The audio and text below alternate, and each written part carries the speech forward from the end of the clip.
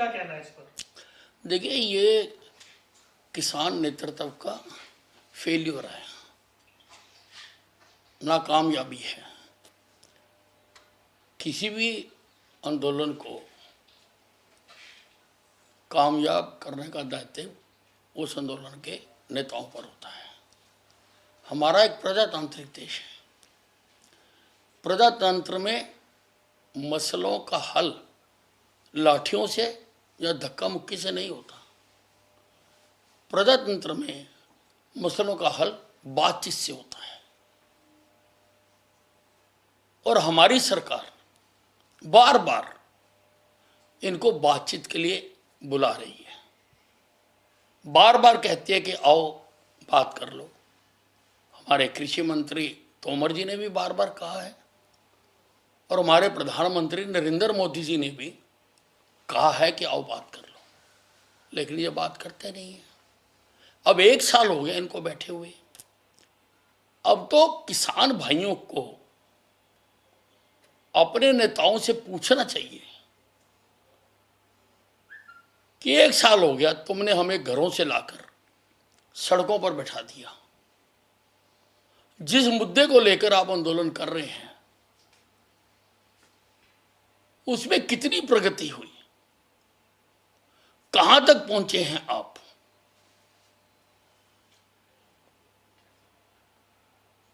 और अगर उनको लगता है, क्योंकि प्रजातंत्र में तो बातचीत से ही समाधान होगा, अगर उनको लगता है कि उनके नेता बातचीत करने में सक्षम नहीं है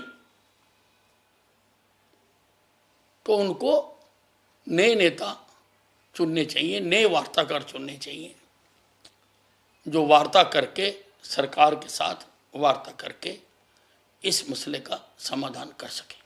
सर, ये बॉर्डर पर बैठे हैं किसान, लेकिन जो हरियाणा में कई घटनाएं हो जाती हैं, जो हमने हांसी में देखा, दूसरी जगह देखा, इस तरह की घटनाएं क्यों हो रही हैं और आपका क्या मानना है इन पर? देखिए, मैंने जैसे पहले कहा कि हमारा प्रजातांत्रिक देश है, सबको आंदोलन करने का अधिकार है, हम भी करते रहे हैं,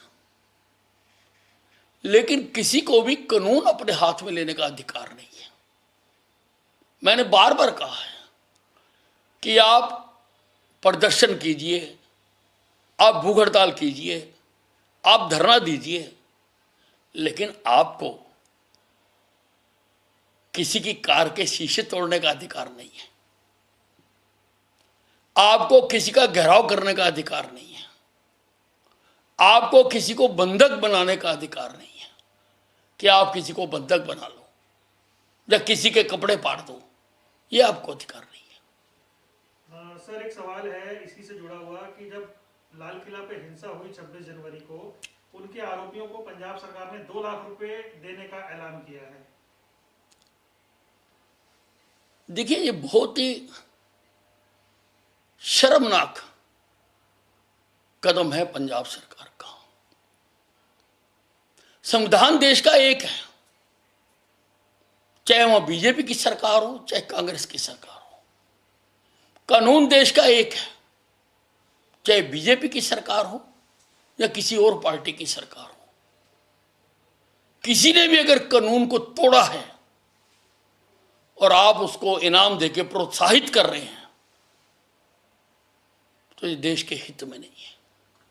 सर, पॉल्यूशन को लेकर केजरीवाल सरकार पराली को लेकर किसानों को लेकर हरियाणा की तरफ से दोष दे रही है। आज सुप्रीम कोर्ट ने भी सख्त टिप्पणी की है, सरकार को फटकार लगाई है। सर, सरकार की तरफ से क्या कदम उठाया जा रहा है? केजरीवाल जी खुद तो कोई काम करना नहीं चाहते, अपनी नाकामयाबियों का वो आरोप दूसरों के सिर पर मढ़ना चाहते हैं। कभी वो छठ पूजा आ गई तो उनको याद आ जाता है कि यमुना का पानी गंदा है, उसका आरोप हरियाणा पर लगा देते हैं। प्रदूषण हो गया तो उसका आरोप हरियाणा पर के किसानों पर लगा देते हैं। ये ठीक है, प्रदूषण नहीं होना चाहिए, हम भी मानते हैं और हम प्रयास भी कर रहे हैं। और आगे से पराली जलाना किसानों ने बहुत कम भी कर दिया है। लेकिन केजरीवाल जी, दिवाली आती है तो आप कहते हो पटाखे मत फोड़ो, अच्छी बात है, प्रदूषण नहीं होना चाहिए, लेकिन बाकी 364 दिन आप दिल्ली का प्रदूषण स्तर कम करने के लिए क्या प्रयास कर रहे हैं? यमुना का पानी आप सोनीपत में नाप लो और दिल्ली में नाप लो। आप दिल्ली से जो यमुना गुजर रही है उसके पानी को साफ करने का आप क्या प्रयास कर रहे हैं? कितने एसटीपी आपने लगाए?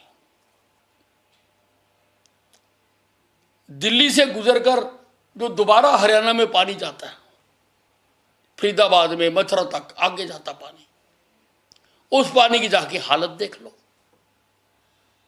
इसलिए सरकारें कभी भी केवल प्रचार के बल पर नहीं चला करती, सरकारें चलती हैं काम के बल पर।